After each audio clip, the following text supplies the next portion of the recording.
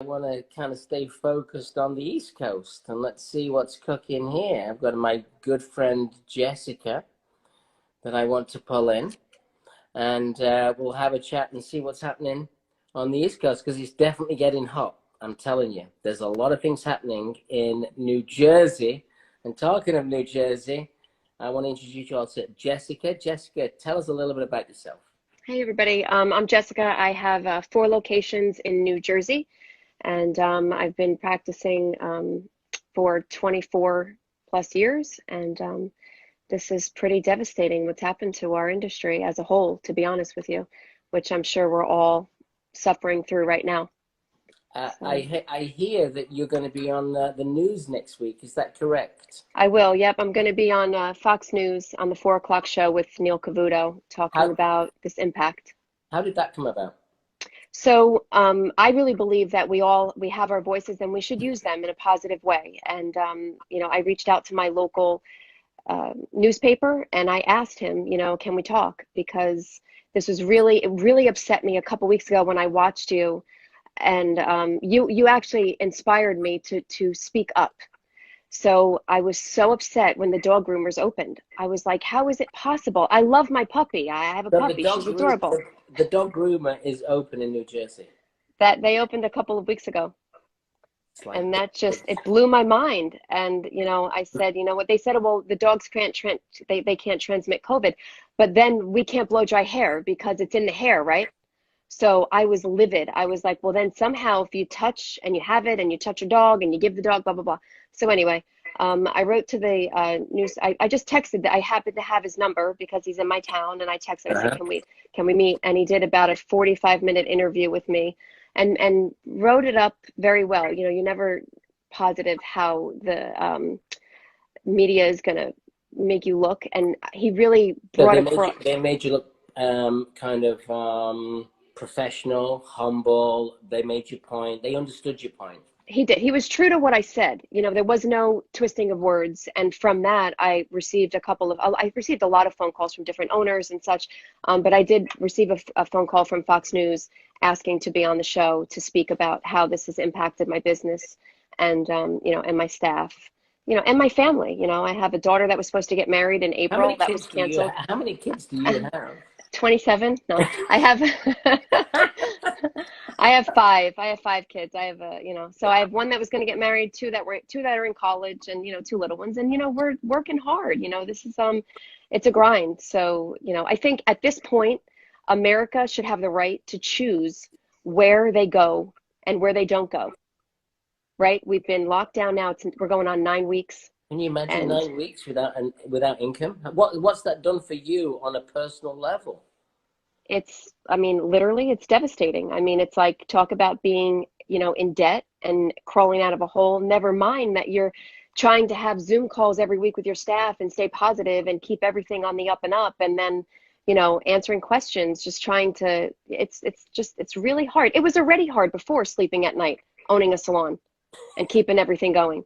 Yeah, Now it's we just say like, we're only 2 headless away from bankruptcy. They leave you like, oh no, yeah, well, it's it's just difficult. part of the gig, right? Yeah, part of the gig. And how's your team? I think overall, everybody signs on every week. Most everybody signs on every week. And if they can't, they call me, which is awesome.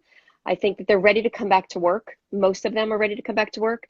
And, the ones that aren't, they're going to go on their way. Again, like the last person that was on here said, we can't make anybody come back. And it's their choice. They can choose.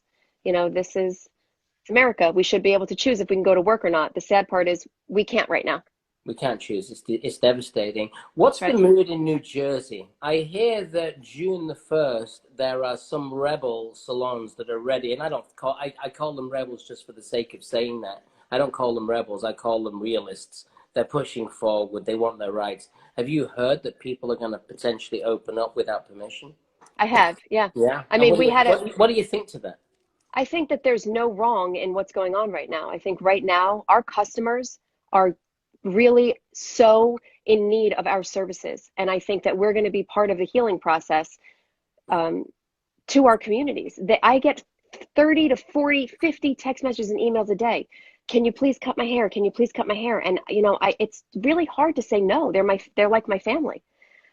So I think that we're going to see that. There was a person in my town that opened up today. It wasn't a salon, but it was a local business, and everybody was just like, nothing happened.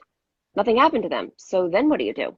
I mean, it's kind of like, When do you think you'll actually get the green light? What's the governor called again in New Jersey?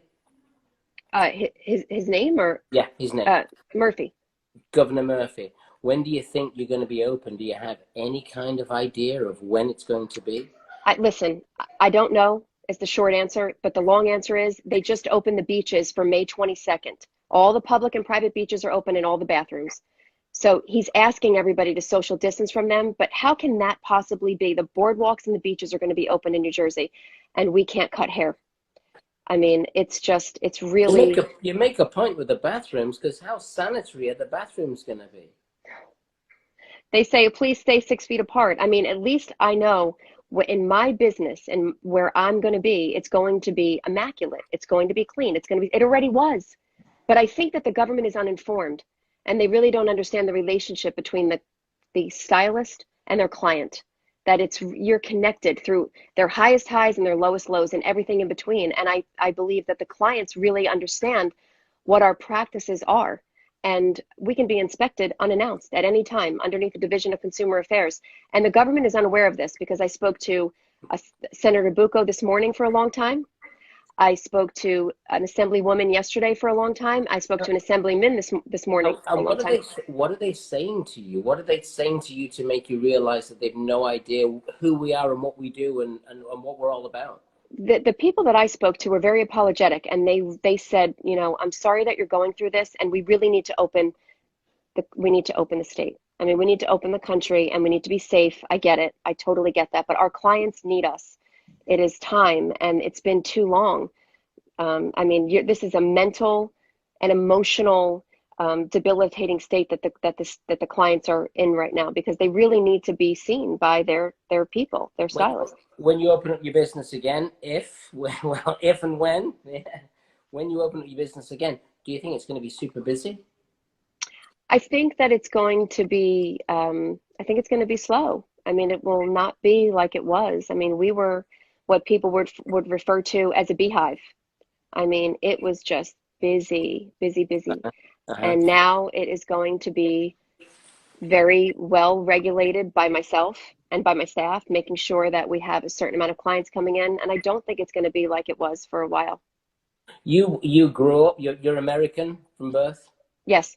Right. So Yeah. Did you know that the governor could actually stop you from working? Was this something that you kind of knew, that this person had the power to, or the authority to do that? Or was it a bit of a shock? I was absolutely shocked for the length of time that he's allowed to do this. And I believe right now the legislature, they're trying to pass a bill that would only allow him to be able to do this for up to 2 weeks. And then afterwards they would take over, because it really can't be in one person's hands. You have to really understand the facts. And if he doesn't understand our regulations in our industry, how can you go buy a piece of jewelry at Walmart and you can't go buy a piece of jewelry at a small store in your small town? It doesn't make any logical sense, does it? Nothing's congruent. No logic there whatsoever. Absolutely. And do you think your business is going to survive? I think that it's very easy to say that I can keep it open, yes, and that I can close it down, yes. Again, I think that there's no wrong. For me and for everything that I've built, I've come from blood, sweat, and tears, carrying a huge load on my back. And it's going to be really, really difficult for me to say I'm going to throw in the towel and raise the white flag and quit. But you know what? That's easy for me to say today. I think it changes, but it's difficult. I love what I do, and I love my clients.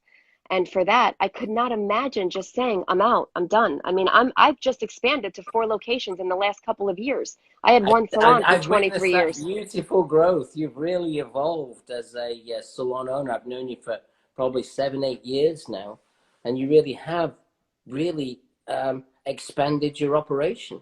Yeah, I have, because I have a desire to help people grow their careers, and I have a desire to help people that are in our community feel good. And when you look good, you feel better. I mean, it's just that's how it is. And I think that we can come through this, but it's hard, and they're just tying our hands right now. So we've got to make some moves. I think if everybody reaches out to their local newspaper, just Google who are your people in your area, in your town. Call them, write to them, because all I did was make some phone calls, and guess what? They called me back. They called you So back? they called me back. Like within 24 hours, I got phone calls back Wow. from And sent, yeah. you're gonna be on Neil Cavuto on Monday. What hmm time? 4 o'clock, the 4 o'clock 4 o'clock. showings. And what's the angle gonna be? They just reached out and they said, how has this impacted your business?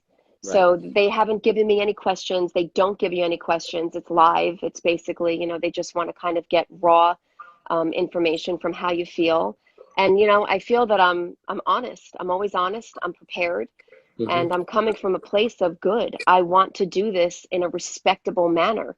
The time has come, though, that we need to open. Americans should be allowed to choose where they want to go. If they want to go to the food store, if they want to get their hair cut, if they want to take their dog to get groomed, or many other opportunities, go to the beach and use a public bathroom. They should be able to choose if they want to get their hair cut. We're licensed professionals. I agree with you So, 100%. You're a brilliant salon owner.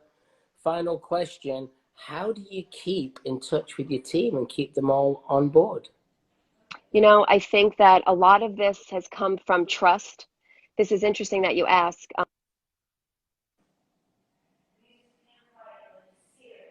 I'm sorry that the phone cut out. That Brene Brown has a saying that you build trust and you put marbles in a jar. Right? And if you lose trust with your people, every time you do something, those marbles come out of the jar. I feel that I've built my jar of marbles with my team. They Mhm. trust me. They know that my interest is about them and their career and their families. And I think that that's where we stand. And I think that the strong survive, and everything works together for good. Well, you're a great salon owner. You're a wonderful woman. Thank you so much for coming on tonight. And Awesome. we'll be avidly watching. And send me a video of the recording when you do it on I Monday. will, babe.